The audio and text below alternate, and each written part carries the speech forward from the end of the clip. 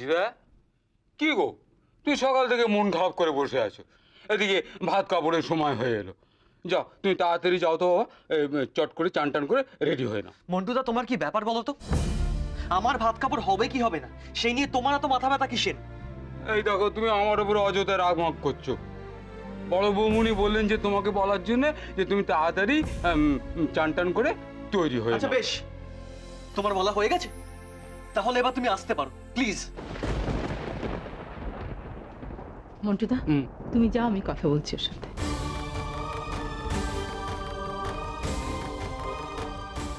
ঋষি,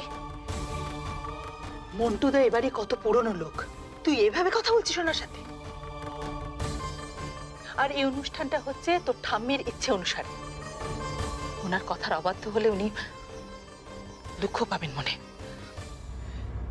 কিন্তু মা, আমি আর পারছি না। দেখো, ঠাম্মি যাতে কোনো রকম দুঃখ না পায়, আমি তো ওই কড়ি খেলাতে ছিলাম তো, কিন্তু এর তো একটা শেষ থাকা দরকার। আচ্ছা, আর কটা অনুষ্ঠান বাকি আছে তুমি আমাকে বলবে? ঋষি, এই ভাত কাপড়ের অনুষ্ঠানটা খুব দামি রে। দেখো মা, আমি তোমাকে একটা কথা পরিষ্কার করে বলে দিচ্ছি, আমি কারোর ভাত কাপড়ের দায়িত্ব নিতে পারবো না। কারণ আমার সঙ্গে যা যা হয়েছে, তারপর আমি ওকে আমার স্ত্রী হিসাবে মেনে নিতে পারছি না।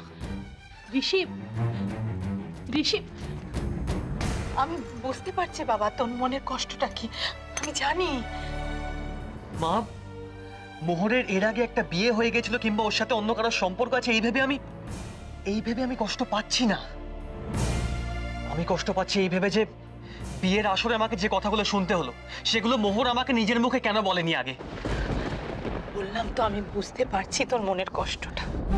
দেখ, আমিও তোকে কত ভালোবেসেছিলাম বল। দেখিস ঋষি, এরপর থেকে এবারে কেউ কে কোনোদিনও বিশ্বাস করতে পারবে না।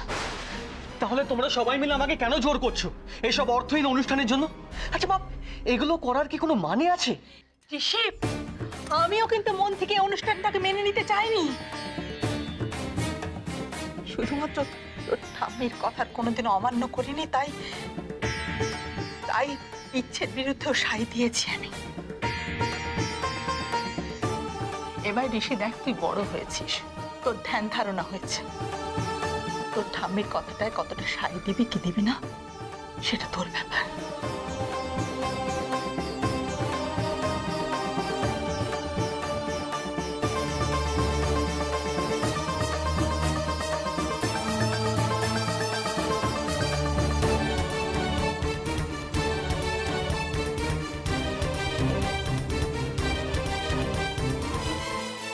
ও মা, ছবিও তো পাঠিয়ে দিয়েছে মোহর। এই ছবিটা বুঝি তোমার আগের বউ ভাতের ছবি?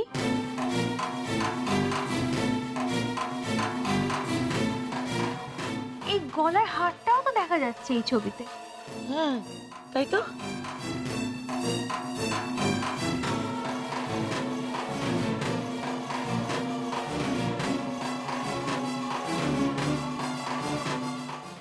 মিথ্যে, সব মিথ্যে।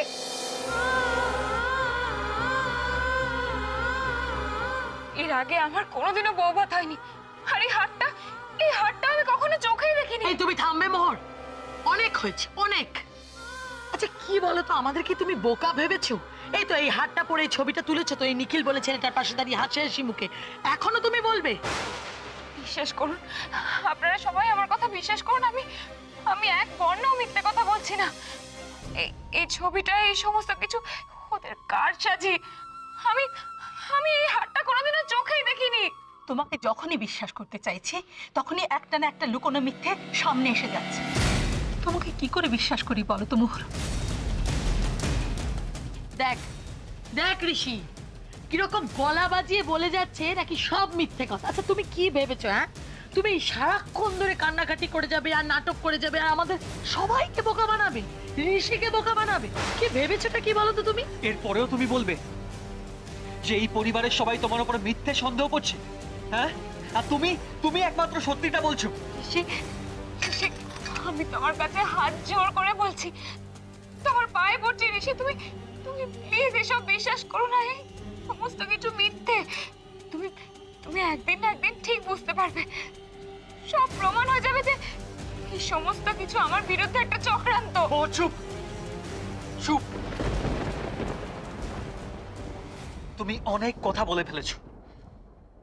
দাঁড়াও, আর একটা কাজ বাকি আছে। এক সেকেন্ড দাঁড়াও।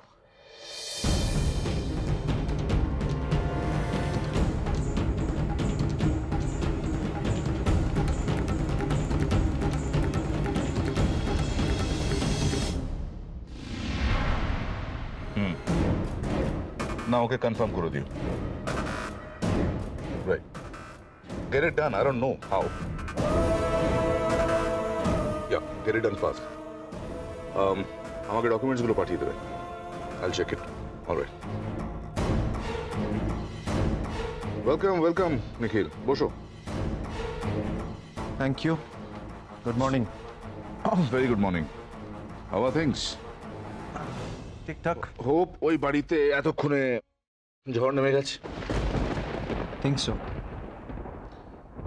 আর পরিবারে যাদের যাদের মনের মধ্যে প্রিয়াঙ্কা সম্পর্কে এতটুকু দুর্বলতা ছিল, তাদের মনের মধ্যেও সন্দেহের খোঁচা লেগে গেছে। আমি তোমাকে কথা দিচ্ছি নিখিল, আর কয়েকদিনের মধ্যেই প্রিয়াঙ্কার গোটা পৃথিবীটাই পাল্টে যাবে।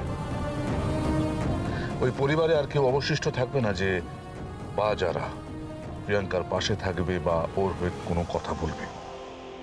তখন প্রিয়াঙ্কা কি করবে? She will come back. Yes, she will. She will. আমি 100% শিওর। কাঁদতে কাঁদতে আসবে আর বলবে যে she is ready to marry you. হ্যাঁ আঙ্কেল, আমি না অনেক সময় নষ্ট করে আমার কাজ পোস্টপোন করে এই কলকাতায় এসে বসে আছি অনেক দিন হলো। আমি ড্যাডকে জানিয়ে দিয়েছি আমি এখানে বিয়ে করব আর আমার গ্র্যান্ড সেলিব্রেশনটা রাখবো মুম্বাইতে। Of course, নিখিল। এবার প্রিয়াঙ্কা সারা জীবন আফসোস করবে।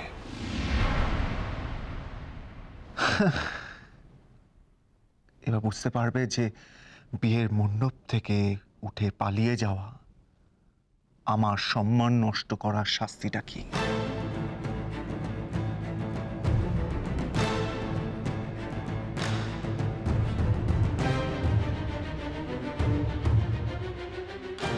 কিন্তু নিখিল, তার আগে আমাদের এগ্রিমেন্টটা সাইন করে ফেলতে হবে। ওটার জন্যই আমার এত এফর্ট দেওয়া। ওটার জন্যই আমি আমার প্রিয়াঙ্কাকে তার ইচ্ছের বিরুদ্ধে গিয়ে এতটা কষ্ট দিচ্ছি। একটা কথা মনে রেখো নিখিল, ওই এগ্রিমেন্ট, ওই কন্ট্রাক্ট, ওটাই আমার কাছে আসল। This is called give and take policy. আপনি কিছু আমাকে দেবেন, আমি কিছু আপনাকে দেব। এনিওয়ে আঙ্কেল, আপনি ওই বাড়িতে যে টোটকাটা পাঠিয়েছেন সেটা কতটা কাজ করছে সেটা আমরা কি করে জানতে পারবো?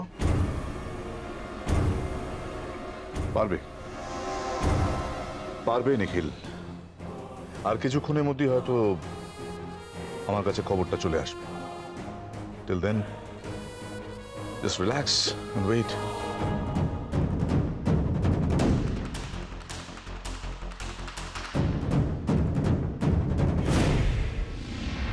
আমি আর সত্যি পারছি না।